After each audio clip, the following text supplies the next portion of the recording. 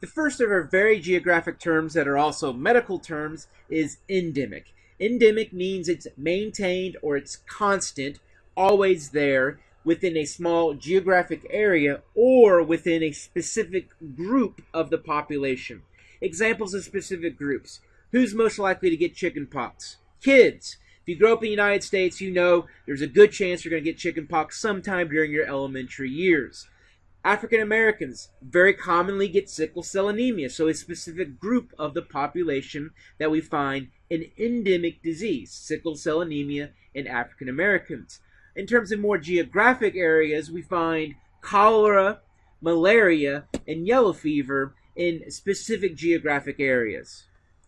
And here we once again have our proportional symbol maps, this time death from vitamin A deficiency. You can see overwhelmingly that's Africa and South Asia, in which you see people dying from vitamin A deficiency. And so that is something that's endemic to definitely that part of the world. You see the whole western part of the world, in terms of the western hemisphere, South America, North America. We can see Western Europe and Eastern Europe. Nothing much of Asia, not on there, but we can see it's definitely endemic to Africa.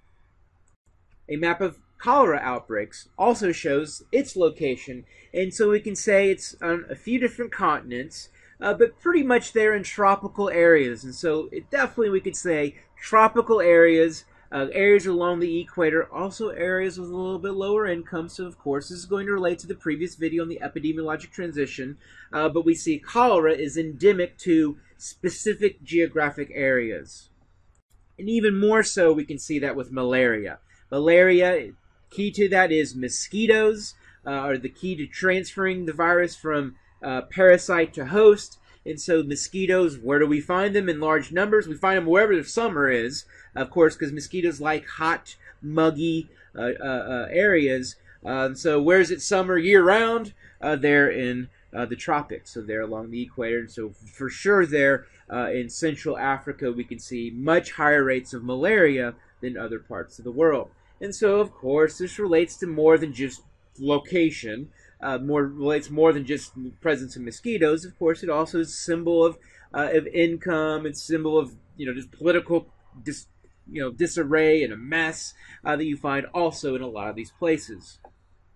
And yellow fever, another example of a mosquito infectious disease in which the mosquito is what transfers it to the human. But doesn't mean that it's endemic means it's infectious. An endemic disease or illness we can also find in terms of non-communicable diseases. And so we look at the United States. The map on the left shows incidences of lung or bronchus cancer. And so essentially what that means is lung cancer is what we really see there. And so we can see that it's endemic, where we see that higher rates there, kind of along the Ohio and Mississippi River. And so Indiana, Kentucky, Tennessee, we see much darker blues, which illustrate higher rates of cancer. And so we can say that is endemic to that geographic area, from Indiana down to the Gulf. We look on the right-hand side in terms of skin cancer or melanomas of the skin. You can see a more northerly pattern, especially northern and more western, in terms of where you see higher rates. And so you could say it's also something that's constantly there, much higher rates over long periods of time, and so it's endemic to different geographic areas, in this case, the North and Pacific Northwest. This map here shows the stroke belt. Of course, most people snicker, yeah, there's a bunch of strokes down there in Kentucky, huh? Well, different term of stroke. And this is in terms of stroke, the medical condition. So you have much higher rates of strokes here in the American South, Southeast Conference football geographic region. So Kentucky, Arkansas, Tennessee, Georgia, Mississippi, northern Florida especially. When you look at Florida, they say the more northern you are in Florida, the more southern you are, because of its characteristics that are more like those neighboring states to the north. And so we can say that this is a geographic area, and so stroke deaths, which is related to diets, related to just genetics, also related to physical activity. We see all of those characteristics much lower here in this particular area of the country, and so they have higher rates of strokes. So we see this geographic region in which strokes have a higher rate and thus are endemic to this geographic area. And taking the stroke thing more locally, we can see Indiana, especially more to the south. So definitely in Indiana, the more south you go, the more southern Indiana is, more like Kentucky, Tennessee in terms of demographics and so on. And we can see that also here in terms of higher rates of stroke deaths in rural Indiana, particularly rural southern Indiana. You can see in rural northern Indiana, there's still some higher rates. There's some darker purple counties in there. But you can see it's much more endemic to southern Indiana. So in case of Indiana and most of the country, the more rural you are, the less healthy you are. So a lot of that also relates to just the distance to hospitals, the distance to a doctor's office. You're just farther out. But it also relates to other factors, no doubt about that, related to diet and physical activity, and just overall demographics, but we can see, no doubt, that strokes are endemic to southern Indiana. All across the country, in our Native American reservations, you also see some endemic or much more consistently higher rates of different diseases than you do with the average population. And so we can see, in particular, deaths related to liver disease or alcoholism, so very high alcohol usage rates on Native American reservations. So you look at the overall life, lower income, much higher rates of poverty, much lower life expectancies.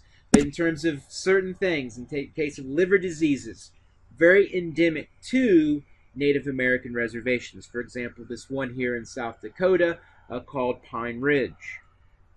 In the case of the United States, something that's endemic here, which we find constantly, in which we're #1 in the world, which isn't always a good thing, and that's obesity. And so our average weight much higher here in the United States than it is all across the world, in which the world average is about 140 pounds, where the average U.S. American is somewhere there in the 180s, probably by now. Our next term is often confused, often misused, and that's epidemic. Key to understanding an epidemic is you see a spread or an increase.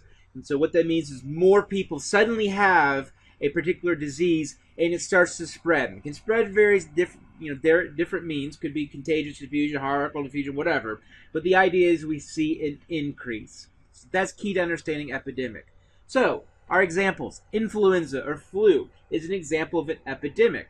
One of the things is you should know by now is every September, November, October, we have to go out and get our flu shot. Why? Because every winter time we see an increase or a spread of influenza, a flu outbreak. So anytime you hear the word outbreak is good evidence of an epidemic.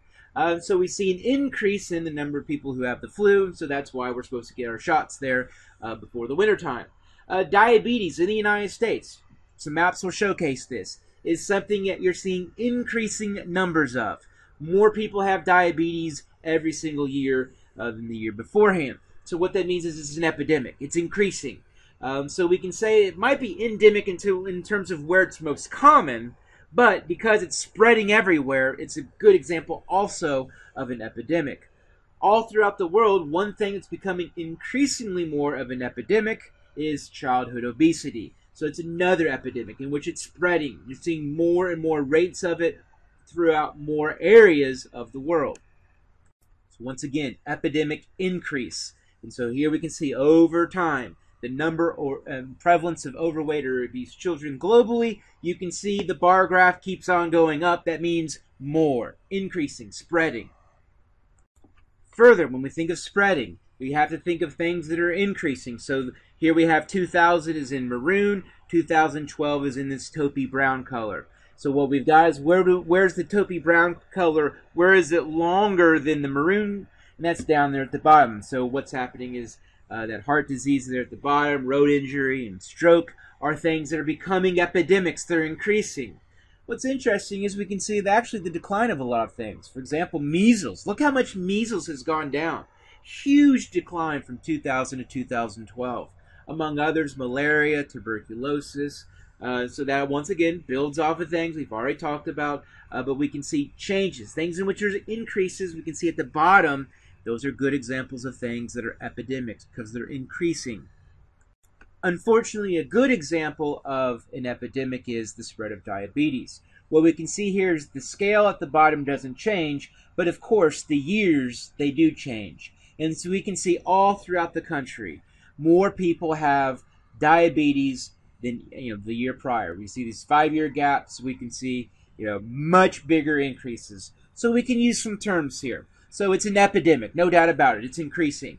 But it's also an endemic in which it is historically been consistently more the southern states, the American Southeast, where we see higher rates of diabetes. So it's something that's also endemic. We can use these terms interchangeably, but we have to use them properly. It's endemic to the American Southeast, but it's becoming an epidemic throughout the United States and globally. Our last would be a pandemic event or pandemic disease. And this is something that goes global. So you're going to find it, of course, worldwide. So it's going to be on, there's not really a formula, but let's just say, at least 2 continents, maybe 3 would be probably a proper requirement. But it just has to be something you find all throughout the world. Some examples. Previous examples is the swine flu or H1N1. And I'll talk about that one with a specific example here soon. HIV/AIDS, we can find it on every continent. It's something in which it might be declining in certain areas of the world, but is definitely found all throughout the world. Now, Ebola. This is one that's recently been in the news. Is it a pandemic disease? Not really, but kind of, sort of. But we'll use that as an example of, once again, all 3 of these terms, endemic, epidemic, and pandemic. But it pretty much is not. It's pretty much just found in one part of the world. If we go back to chapter 1, I talked about different types of diffusion. This means the spread of different ideas, spread of information, spread of knowledge, the spread of fashion trends, but it can also be the spread of diseases. So I'm going to come back and use those terms, specifically contagious diffusion, hierarchical diffusion, and network diffusion. Contagious diffusion, the idea here, drop a coin in a fountain, it spreads all outward in all directions from wherever that coin hit the water surface. So the idea there is saying spread outwardly from a source area. So we could think of contagious diffusion, the flu. And so, for example, elementary kids, they'll often pass the flu around. So it's contagious diffusion. It spreads throughout that population, and it spreads quite quickly. Hierarchical diffusion. The idea there is places that matter, big cities, places that have maybe more airports, big airports, going to be moving people, are going to have more clout, but also more travelers. And the spread of a disease might then spread via airline networks that spread to these big capital areas, big cities that spread throughout outward areas from there. But meanwhile, rural areas, remote areas that aren't connected to that hierarchy, that are kind of rural, far off and distant, they might not have that disease, or the disease might take a much longer time for it to get there. So the idea of things spread from cities of power, big places, to eventually to small places. Network diffusion there, a good example is for the pornography industry there in the 1970s to 1980s. Huge outbreak of STDs, and so it's a good example of it being endemic to a population. But what happened was it became an epidemic because it spread throughout all pornographers because of unprotected sex and not knowing the do's and don'ts and all of that. And so you could say amongst that network, amongst that group of people, the disease and the STDs spread quite quickly. But if you're not in the pornography industry, you had obviously much less likely chance of having that disease. So we think about network diffusion. It's often groups of people, networks of people, people who interact with each other. We can also use that as an example when we think about the IUPUI campus that has had a mumps outbreak, that's had a tuberculosis outbreak. Network diffusion, who those people come into contact with, is absolutely important because that could be the people who might have a tuberculosis or mumps that might have been passed on from a person who's been diagnosed, a student who's been diagnosed with it. So you see this on college campuses a lot, network diffusion in terms of spreading these diseases, these infectious diseases, and we always see this here in Indianapolis, at IUPUI or Butler, typically in the wintertime. So those would be meth. I mean, who uses meth? I mean, it's typically people who know each other. And so people who become a network of people who start trading and selling and recreating with each other using meth. And so meth has its connotations and its usages and its ailments, and it becomes obviously an addiction, which is a disease. And so that is an example of network diffusion, spreading that meth culture amongst people who know each other. So all these types of diffusion we can then further use to explain how diseases spread, and eventually, heaven forbid, they become a pandemic. We can understand how they got to that point. So a good example of a pandemic would be the swine or H1N1 flu from 2009. We can see all throughout the world, numerous continents, this particular disease was found. And just to help you out with the colors, if it's dark color, if it's colored black, that means it's present, the H1N1. If it's red, it means it's pretty much assumed it was there. And if it's gray, it's not there, or there's no data. And so what this gets to, once again, is hierarchical diffusion. We look at those stage 2 countries, throughout much of Africa, a good amount of Asia, even parts of Eastern Europe, in which they're a little bit less developed. So subsequently, they're not hooked up to the global economy, the airports, and all the global transportation of products and whatnot. And so the H1N1 takes a little bit longer time, if it even does spread to more remote, those smaller places, let's say. HIV, good example of a pandemic. So who cares what the colors mean? You can just see in the regions, the smallest one, it looks like the Eastern Mediterranean. I don't know, only 280,000 people. So there's no doubt HIV is a pandemic. It's found everywhere. I've talked about tuberculosis beforehand. It's actually an example of a receding pandemic. And so you can have things that become global, but over time become less global. And so this is an example of a receding or a declining pandemic. It used to be found all throughout the world in much higher rates, but it's much less now, much less common. Now let's talk about Ebola, something that's been relatively recently in the news. When was the first Ebola outbreak? This happened, 2013, 14, 15, somewhere in there. Actually, no. Ebola's been around since 1976 is the earliest known diagnosis of someone with Ebola. So here we have something that's been around for a long time, and in fact is endemic to a specific area of Western Africa, in the country of Guinea. So Ebola has been endemic for years in a very specific, very remote area of Western Africa. However, recently it became an epidemic. Why? Because of the spreading via contagious diffusion to other areas beyond that endemic, small, remote area. Ebola, as far as how it got to humans, it's believed it got to humans from bats. There's a really, really remote rural group that lives in Guinea, and they eat bats. And so it's believed that's how it then got from parasite to host, and then started to spread over a long period of time. Keep in mind, it's been around since the 1970s.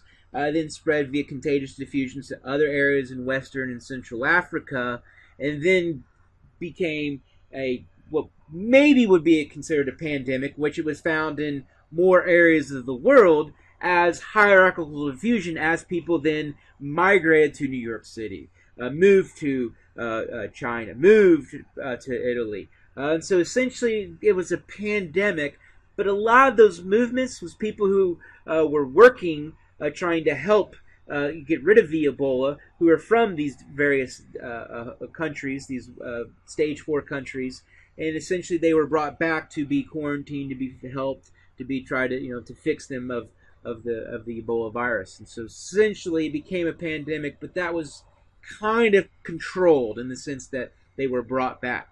It became a pandemic to help save these people's lives and to make them no longer have the Ebola virus. But is it considered a pandemic today? No. It's really not a pandemic. I don't think it really ever was. But there's no doubt it's still a problem. It still hasn't gone away, but it's become much more focused back there in Africa and Western and Central Africa especially.